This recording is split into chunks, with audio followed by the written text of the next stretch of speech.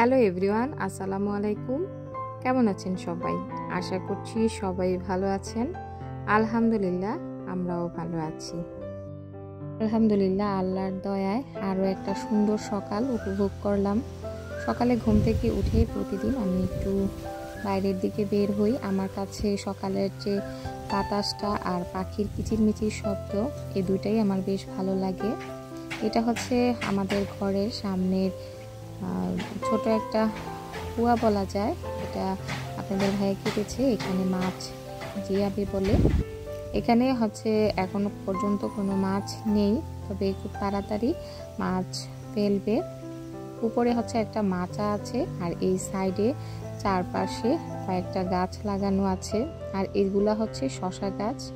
শশাটা যখন বড় হবে গাছটা, তখন কিন্তু এই মাচাটাতে দিয়ে দেওয়া হবে, তাহলে এটার উপরেই শশাটা ঝুলে থাকবে আর নিচে হচ্ছে মাছ থাকবে। 2-3 দিন আগে কিন্তু প্রচণ্ড একটা ঝড় আর তুফান এসেছিল। তো এই তুফানে কিন্তু আমাদের অনেক কিছুই নষ্ট হয়েছে। তো তার মধ্যে হচ্ছে যে এই লেবু গাছটাও অন্যতম। লেবু গাছটা কিছুটা হেলে গিয়েছিল, তারপর এটার একটা গাছে কাঠি দিয়ে এটা ঠিকে দেওয়া হয়েছে। আর হঠাৎ করে দেখলাম যে এখানে একটা আনারস একেবারে পেকে গেছে। আসলে আনারসটা পেকে পুরা হলুদ হয়ে গিয়েছে। এখন পর্যন্ত কোনো বাচ্চাদের চোখে পড়েনি, তার কারণ হচ্ছে এটা একেবারে চিপাই ছিল। ওই যে তুফানের মধ্যে অনেক গাছপালাই কিন্তু নষ্ট হয়ে গিয়েছে, তো সেগুলো চেক করতে আসছিলাম আর কি। তো এসে দেখি যে এখানে আনারসটা পেকে গেছে। আর বাকি দুইটা যে ছিল, ওই দুইটা কিন্তু এখনও কাঁচা। এগুলা আমাদের ঘরের সামনেই। এটা আসলে চোখ পড়ার মতো। ঘরের সামনে থেকে কিন্তু ছেলেপেলেরা আনারস বা কোনো ফল ফলাদি নিতে পারে না। আর যেগুলা একটু দূরে, সেগুলা কিন্তু খাওয়া যায় না, ছেলেরা চুরি করে নিয়ে যায়। তো কি আর করার, আসলে ছেলেরা এরকম নর্মালি করেই, ওরা তো বোঝে না, ছোট মানুষ, এজন্য হয়তো বা এগুলা করে। আর এই যে দেখেন, সকালবেলা কত সুন্দর দেখলাম বেলি ফুল ফুটে আছে। আমাদের এই গাছটাতে কিন্তু বেশ বেলি ফুল ফুটে, আর এটা সব সময়ই ফুটে, বিশেষ করে এই সিজনে একটু বেশিই ফুটে। তো এই যে এখানে হচ্ছে যে অনেক বড় একটা ঝোপের মতো ছিল, আপনাদের ভাইয়া কিছু কেটে দিয়েছে। আর হচ্ছে যে কয়েকটা বেলি ফুল এখানে গাছ লাগানো আছে আর কি। তো ওইটা হচ্ছে ছোট কুয়াটার পাশেই আমাদের এই গাছটা, সাথে হচ্ছে মানি প্লান্ট গাছ। আর উপরে আরো কিছু গাছ আছে, যেমন আম গাছ, কাঁঠাল গাছ। তো সকালে কাজ শেষ করে এসে দেখি একজন টাটকা কিছু ডাঁটা শাক দিয়ে গেছে জমি থেকে। তো ভাবলাম এটা দিয়ে কি রান্না করা যায়। এটা চিকন হলেও কিন্তু পাতাগুলা কচি ছিল না, কিছুটা বয়স্ক পাতা ছিল। তো সেজন্য ভাবলাম যে এই বয়স্ক পাতাটা ছুরি শুটকি দিয়ে ভুনা করে ফেলি, তাহলে এটা খেতে ভালো লাগবে। তো নর্মালি যদি এটা একেবারে কচি হতো, তাহলে পেঁয়াজ রসুন দিয়ে ভাজা করতাম, বাট আজকে এটা শুটকি দিয়ে ভুনা করব। এই যে এখানে দেখেন, আমি হচ্ছে পাতাটাকে একটু কুচি কুচি করে নিয়েছি, আর বেশ কিছুটা পেঁয়াজ কুচি করে নিয়েছি আর কি। আর এই ডাঁটাগুলোকে আমি এখন কেটে নিব। এটা আজকে হয়তো রান্না করা হবে না, এটা কালকেই রান্না করা হবে। তার মধ্যে দেখলাম আমার শাশুড়ি কিছু লিচু নিয়ে আসছে, উনি আবার বাইরে গিয়েছিল। তো এখনের লিচুগুলা কিন্তু বেশ ভালো, দামও মোটামুটি কম, আর খেতেও কিন্তু ভীষণই মিষ্টি ছিল এই লিচিগুলা। আমার বাচ্চারা, এমনকি আমি নিজেও কিন্তু লিচু খুব পছন্দ করি। সকালবেলা নাস্তা শেষ করে এখন হচ্ছে কিছু লিচু খেয়ে নিয়েছিলাম, ওইটা আর দেখানো হয়নি। তারপর মেয়েকে পড়াতে বসালাম। তো আজকে হচ্ছে ওর পরীক্ষা। তো ওর পরীক্ষা হচ্ছে আরম্ভ 12:30 থেকে। তো সকালের দিকে আমি একটু পড়তে বসালাম। আর এটা হচ্ছে আমার মেয়ের জানলার বাইরের দৃশ্যটা। এই দৃশ্যটা দেখতে আমার বেশ ভালো লাগে। বাইরে যে একটা ছোট পুকুর আছে, এই পুকুরেও কিন্তু বেশ মাছ আছে। আমি অন্য কোনো এক সময় এটার মাছ যখন ধরা হবে তখন শেয়ার করব। আর এই যে এখানে আমার মেয়ে পড়তে বসেছে, ওর পড়াটা হোক, আমি এর মধ্যে টুকিটাকি যে কাজগুলো ওগুলো শেষ করে নিই। যেহেতু ক্লাস 5-এ পড়ে, সেজন্য কিন্তু ওকে আমার ধরে বেঁধে পড়াতে হয় না, জাস্ট একটু দেখিয়ে দিলে ও হচ্ছে পড়তে পারে। আর এদিকে চলে এসেছি আমি আমার রুমে। আমার রুমে এসে বিছানাপত্রগুলো গুছিয়ে নিচ্ছি। আর আজকে সকালবেলা ঘুম থেকে উঠতে অনেক দেরি হয়ে গিয়েছিল, আর তার মধ্যে শরীরটাও বেশি একটা ভালো ছিল না। আলহামদুলিল্লাহ মেয়ে সুস্থ হয়ে যাওয়ার পরেও নিজে একটু দুর্বল হয়ে গিয়েছিলাম আর কি। তো এখানে বালিশের কভারগুলো চেঞ্জ করছি, আর এই চাদরটার সাথে কোনো বালিশের কভার ছিল না, সেজন্য আমি এরকম নর্মালি যে বালিশের কভারগুলো থাকে না ওগুলাই বিছিয়ে দিয়েছি। হচ্ছে আমাদের বেডরুম, আমার আর আপনাদের ভাইয়ার। দুই মেয়ে কিন্তু আলাদা রুমেই ঘুমায়, ওদের রুম হচ্ছে আলাদা। তারপর হচ্ছে আমার শাশুড়ির রুম। আমাদের আহামরি তেমন কোনো কিছুই নেই, তবে যা আছে আলহামদুলিল্লাহ ওইটুকুতেই সন্তুষ্ট থাকি। আর আরেকটা কথা বলে নিচ্ছি, আমরা যেহেতু গ্রামে থাকি সেই কারণে সব কিছু একেবারে টিপটাপ বা পরিপাটি হয় না। আমার রুমের সাথে কিন্তু এরকম বড় একটা জানালা আছে, এই জানালাটা দিয়ে খুব সুন্দর বাতাস আসে। এটা যখন আমি খুলে রাখি তখন কিন্তু ফ্যানেরও প্রয়োজন হয় না। আর আমার বেডের সাথে ছোট্ট একটা আমি টেবিল দিয়েছি, ওইখানে ছোট ছোট কিছু শোপিস দিয়েছি। আর এই যে উপরের অংশটা দেখতে পাচ্ছেন, এটা আসলে ছোটবেলায় আমার মেয়েরা নষ্ট করে ফেলেছে, যদিও এখনও এটাকে রং করা হয়নি। ইনশাল্লাহ যখন এগুলা ঠিক করব তখন আপনাদের সাথে শেয়ার করব। আর এই যে এগুলা দেখতে পাচ্ছেন, এগুলা হচ্ছে আমার নিজের হাতে বানানো ক্লে দিয়ে শোপিস। ইনশাল্লাহ কোনো এক সময় আপনাদের সাথে সেটা শেয়ার করব। আমার এই ছোট্ট ঘরটা, ছোট রুমটা, এটাই হচ্ছে আমার শান্তির জায়গা। এই ঘরটাতে কিন্তু আমার বেশ শান্তি লাগে। যে যতই কথা বলুক না কেন, বড় বড় দালান, বড় বড় বিল্ডিং সব কিছুতেই কিন্তু আমার খুব বেশি একটা আহামরি শান্তি লাগে না। যেখানেই যাই 2-3 দিনের বেশি কিন্তু ভালো লাগে না। নিজের ঘরটাতেই আমার শান্তি লাগে। আমার ঘরে যাই আছে সেটাই আমি সুন্দর করে রাখার চেষ্টা করি। আমার হচ্ছে একটু শোপিস বেশি পছন্দ, সেজন্য ওয়ার্ড্রোবের উপরেও কিন্তু আমি ছোট ছোট 3টা শোপিস রেখেছি। আর এইটা হচ্ছে আমার রুমের একটা পাশে ওয়াল শোকেস বানানো, এটা আমার খুব শখের বানানো। এখানে খুব আহামরি আসলে তেমন কোনো কিছুই নেই, জাস্ট হালকা করে একটু আপনাদের সাথে শেয়ার করলাম। আর তার সাথে হচ্ছে আমার ড্রেসিং টেবিলটা, তার পাশে কিন্তু আবার বড় একটা জানালা আছে। আসলে আমার রুমটা একটু খোলামেলা আর বেশ বড়। গ্রামের বাড়িতে কিন্তু ঘরবাড়িগুলো একটু বড়ই হয়ে থাকে, আর ছোট রুমগুলোতে আসলে আমি তেমন বেশি একটা শান্তি পাই না। আমার কাছে আমার রুমটা যেমনই হোক ওটাতেই বেশি শান্তি লাগে।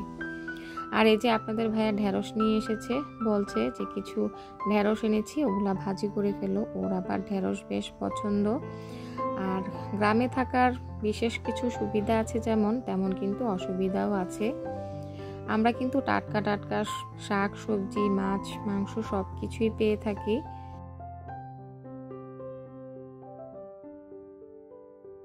এই যে দেখুন, এই ঢেঁড়সগুলা কিন্তু একেবারেই টাটকা। এগুলা হচ্ছে জমি থেকে মাত্র পেরে নিয়ে এসেছে।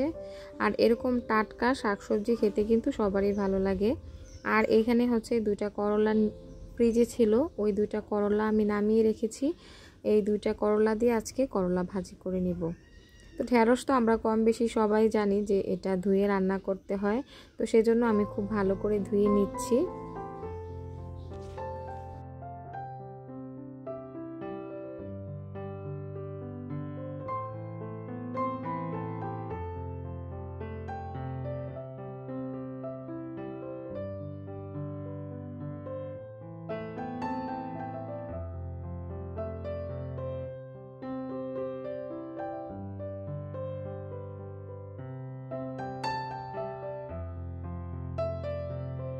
হচ্ছে কাটাকাটির পালা। তো এখন আগে আমি ঢেঁড়সগুলাকে কেটে নিব, তারপর আমি করলাগুলাকে কেটে নিব। আর ঢেঁড়স ভাজিতে বেশি করে পেঁয়াজ, কাঁচামরিচ এগুলা দিলেই বিশেষ করে খেতে ভালো লাগে। আর আমার কাছে ছুরি দিয়ে কাটার চেয়ে বটি দিয়ে কাটতেই বেশি ভালো লাগে, তবে মাঝে মধ্যে কিন্তু আমিও ছুরি দিয়ে কাটি। তবে আমার কাছে কেন জানি না বটি দিয়ে কাটতেই বেশি ভালো লাগে।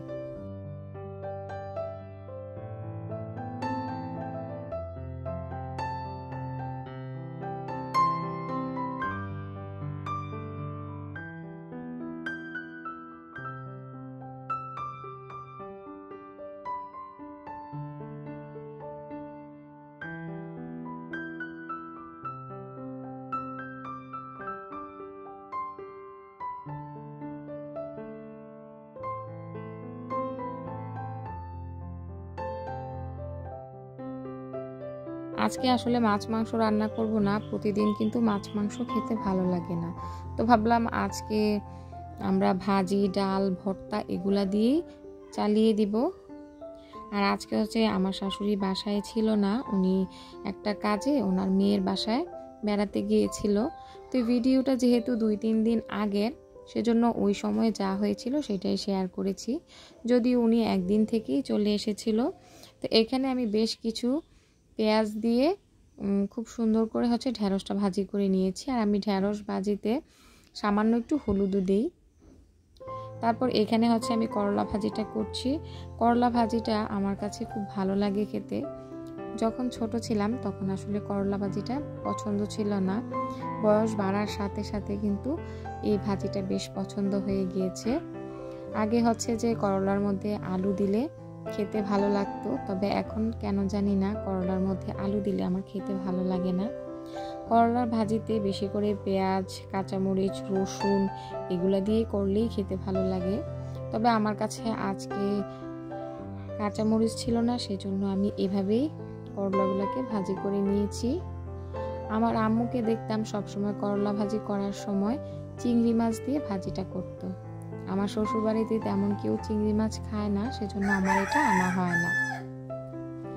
আরেকটা কথা বলে নিচ্ছি, সেটা হচ্ছে আমি যখন ভয়েস দেই তখন কিন্তু আশেপাশে মুরগির ডাক বা বিভিন্ন রকম ডাক আপনারা শুনতে পান। কারণ আমি যেহেতু গ্রামে থাকি, আমাদের নিজেদের মুরগি আছে, আশেপাশে মানুষের মুরগিও আছে, সেজন্য এগুলা ডাক কিন্তু চলে আসে। তো আশা করছি এই জিনিসটা আপনারা ক্ষমা সুন্দর দৃষ্টিতে দেখবেন। এই তো দেখেন এখানে আমার ঢেঁড়স ভাজি আর করলা ভাজি হয়ে গিয়েছে। এখন হচ্ছে আমি রান্না করব শুটকিটা। তো এখানে হচ্ছে আমি একটা কড়াইতে বেশ কিছুটা তেল দিয়ে দিয়েছি। এই রান্নাটাতে তেলের পরিমাণ আমার একটু বেশি লাগে। আর এখানে এই যে এগুলা দেখতে পাচ্ছেন, এগুলা হচ্ছে ছুরি শুটকি। এটা আমি গরম পানি দিয়ে খুব ভালো করে ধুয়ে তারপরে পাটার মধ্যে একটু বেটে নিয়েছি। এভাবে করলে এটা খেতে বেশ ভালো লাগে। তারপরে লবণ দিয়ে দিয়েছি, দিয়ে শুটকিটা বেশ কিছুটা সময় কষিয়ে নিয়েছি। যখন দেখবো আমার এটা কষানো হয়ে গিয়েছে, তখন এটা পেঁয়াজ কুচি দিয়ে বেশ কিছুটা সময় ভেজে নেব। তবে শুটকি আমার কাছে ভুনার চেয়ে সবচেয়ে বেশি ভালো লাগে কিছুটা ঝোল ঝোল করে রান্না করলে। ওইটা অন্য কোনো এক সময় শেয়ার করব। আমাদের কুমিল্লার মানুষ বেশিরভাগ সময়ে শুটকি এভাবে ভুনা ভুনা করেই খায়। আর এখানে আমি বেশ কিছুটা রসুন বাটা দিয়েছি। শুটকি তরকারিতে কিন্তু রসুন বাটাটা দিলে খেতে ভালো লাগে। তারপর ধুয়ে রাখা শাকগুলোও দিয়ে দিয়েছি, দিয়ে এটা খুব ভালো করে নেড়ে চেড়ে কষিয়ে নিব।